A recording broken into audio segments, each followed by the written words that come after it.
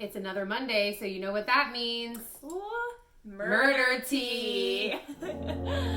All right, so we have an interesting little murder tea segment for you guys today. Mm-hmm. We've been keeping up, one of the cases we've been keeping up with is the Carole Baskin's Disappearance. Yeah, the disappearance of Don Lewis. So 2 weeks ago, there was a show called 48 Hours Suspicion. Now, if you're a true crime nut, I don't know if you know this, but we do. Okay. There are like 5 different 48-hour shows. So there's like regular 48 hours. There's 48 hours, the case that got me. There's a million 48 Marcia hours. Clark does a 48 hours. And then there's also, the first 48. The first 48 investigates. Yeah.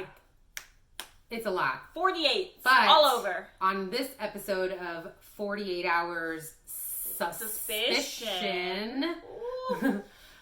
They did a Carole Baskin's Disappearance of Don Lewis update. Mm-hmm. Yeah. So they told the whole entire story up until now of what's going on in that case. But there's a fun new development. Someone who wasn't on Tiger King or no one has heard from until this. Mm-mm. So the handyman of... Just kidding, he fixed things. The handyman at Big Cat Rescue. Yep. For Carole and Don. Mm-hmm. His ex-wife is coming forward. Her name's Trish. The handyman is Ken. Oh, that's right. Kenny Farr. Farr. So far, it has 2 R's. It does have 2 R's. You know what how you would say that in Spanish since it has 2 R's? I can't do the time. You do it. Kenny Farr. There we go. I love it. Yeah. The ex-wife is saying that Kenny had something to do with Don's disappearance. Something about taking the guns. Don't ever ask about Don again. He's gone. Before he was reported missing. Yeah, that's right. They reported him missing, but the day before, he just walks on in and he's just like, hey, guess what? Don's gone.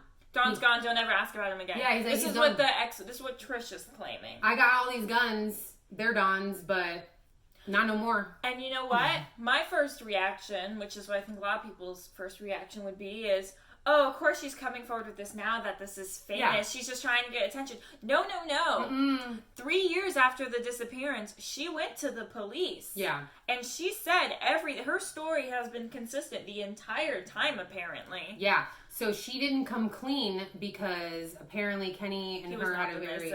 Yeah, they had, according to her... Yeah. They had a very tumultuous relationship and he had threatened her many times, and so she was terrified. But remember, she said that there was a fridge the day after Don was missing. What was going on with the fridge? Yeah. And it had a padlock on it, or not a fridge, a freezer. And he put it in her front porch, and then he had Don's van that day, and then all of a sudden the next day, Don's van gone. At the airport, right? They ended up finding it near an airport. And they ended up finding it at the airport during the search. She didn't think anything of it at that time because she was just like, Don's gone. Why do you have all this stuff? He's like, don't worry about it. Don't worry about it, honey. According to her. Don't worry about it. And she's like crying when she's telling us too. And unless she's an Academy Award actor, like those tears were real. She was like trembling too. She was like, it's the pain.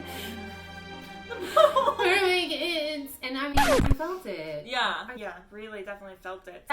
It is. There was so much to that interview too. I mean, like the fact that Carole just came out on her YouTube page, which we gotta look that up. Yes. So remember those subpoenas that we talked about? You know, how she was subpoenaed. So some of the things that they subpoenaed her for were diary writings. Well, so she went on her YouTube channel or whatever. Yeah. Hey, all you cool cats and kittens. And she had it on like a green screen behind her typed diary entries from 1997. And she was reading them to her viewers. I don't know if because, like, her handwriting, like, if someone were to look in my journal, it would look like scribble. So I don't know if Cat scratch? Yeah, get it? So That's I why don't she's know my friend. She laughs at all this stuff. No, that was a good one. That was a good one. Yeah. So I don't know if she retyped it, for them to be able to see it. I don't know, but it's sus. She used everyone's full names. Sus. Yeah. When she talked about people, which is like, I don't use people's full names. If I didn't call you, I wouldn't expect in your diary to be like, Mimi Finley didn't call me today. Yeah. She would just say Mimi. But everybody that she talked about in her typed interviews had a first and last name, and sometimes even hyphenated. I don't know. It's sus to me. It is more sus. Mm-hmm. There were some family interviews. You know, Don Lewis's daughters were there. Okay. Now, Don Lewis's daughters, if you're watching this, I mean with all due respect. Oh, no. Which I know that means I'm about to say something shitty. I'm sorry. All the stuff that you guys brought up, like, you didn't have anything to back it up. Oh, my gosh. Yeah, so, like, and you know what? That really sucks, because that was just a sign of the times. You could be telling the truth, but they would say things like, Carole cut the phone lines in 1997. And Carole would just be like... 2 weeks after he went missing is what they're alleging. And they were like, why would you... Or turned off his cell phone. Yeah, why would you turn off someone's phone if he's missing and you don't know where he is? Which is reasonable, but Carole was like, no, I didn't do that. And guess what? You can't prove it either way. Mm-hmm. So there were so many things that they were alleging. Everything was hearsay. Which, again, could so be true, but there's absolutely no way. They were like, Don said, don't be alone with that woman. They didn't say when he said that. They didn't say if that was just common practice that he didn't want you guys to be alone. They didn't really even insinuate why. They didn't go, you don't want me to be alone with your wife. But why, Pa? But why, Papa? Why? How come, Papa? And, like, that was never said. Everything that they said about her was all, like, what we do here, and that's gossip. Yeah, pretty much. Yeah, it just seemed like a lot of gossip, so a lot of it didn't hold water, and because of that, that was another update in 48 Hour Suspicion. Hillsborough County Sheriff's, who's reopened the cold case, said Carole's not even a suspect. He even went to say not even a person of interest at the moment. Mm-hmm. Not even a person of interest. We don't care about you, Carole. Legally, I don't think they can really say that, like, as a lie, you know, if she is. Mm-hmm. But the attorneys of Don Lewis's family said he's, like, on a witch hunt for Carole. He's like, I want that bitch now. And he said that he's going to depose her. And I believe, I guess it's not, if you had a deposition, it doesn't necessarily mean you're in the court of law. So, I mean, but yeah, does perjury apply for a deposition? I don't know. If they bust her lying, she could be convicted. Oh, yeah. Yeah. Yeah. So, 100%. I mean, he said he's going to depose her. We're going to have to follow up on that. But yeah, she's not even sus at this point. Mm-mm. You did a good job. Do you know who I think is maybe... Do you know who I think thinks that Carole's a suspect? Oh. Do I know? Maybe. Well, who do you think it is? Well, I don't know. Who do you think I think it is? Do you think it's Gladys? Maybe I think it's Gladys. What if I do? What if you do? Is that what you're saying? Is this what you're saying, Mimi? Okay, listen. Gladys Cross, formerly known as Gladys Lewis. Don's first wife, who got left after he met sexy tigress Carole. She was like the 20th, she said, though, of women. She was like number 20. Yeah, she was like, there's like 20 other women, and she was no different. And she said she got used to it, of him being a philanderer. Yeah. Well, her interview was by far the best interview ever. And let me tell you something. Carole, in her typed diary entries, came out saying that she believes Gladys did it. Yeah. Now, Gladys did get cheated on 20-something times that she knows of. Something times, but probably got a couple STDs because, you know, it was the 90s. Oh, and my God. Like, you know, like, you think Donnie was worrying about, like, putting something on there? You know he wasn't. No.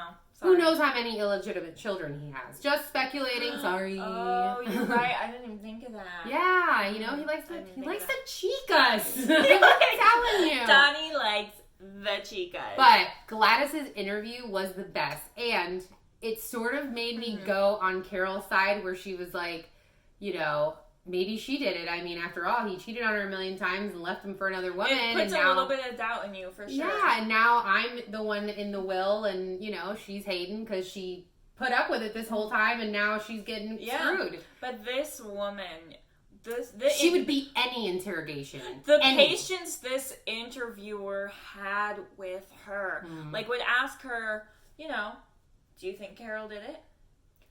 I don't think you want me to answer that. Well, I just asked you, so I think I do. Do you? I do. Do you think Carole did it? Maybe I do, maybe I don't. Who do you think did it? Who do you think I think did it? And I can't take it anymore because I am not that interviewer. I can't do it. Can you imagine if that's how she lives her daily life, though? Like, what if she went to Chili's and was like, you know, just like having a nice night with one of her daughters and like the do you want chips and salsa? For the table? You don't know why I'm sitting here then, do you? Do you want the chips and salsa, Pam? I'm just a waitress. Maybe I want chips and salsa, but maybe I don't. Do you want them or not? Wouldn't you like to know? I would. Yeah. That's Gladys. Yeah. Gladys would beat any interrogation. She would also maybe make a lie detector machine explode. Oh, yeah.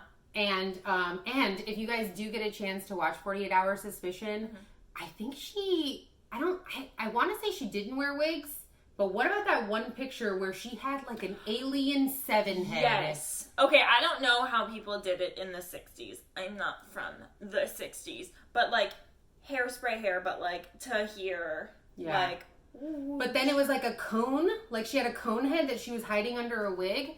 So. That is what. I mean, he is into exotic animals. Sorry, that was mean. And that's all the time we have. Yeah, please join us every Monday for Murder Tea Mondays. And follow us all the time on our socials. We are at Killing Time Show. And we love you. And like us, because we need it. Like us. I need your validation. I need you to like me. Please. Bye, guys. Bye.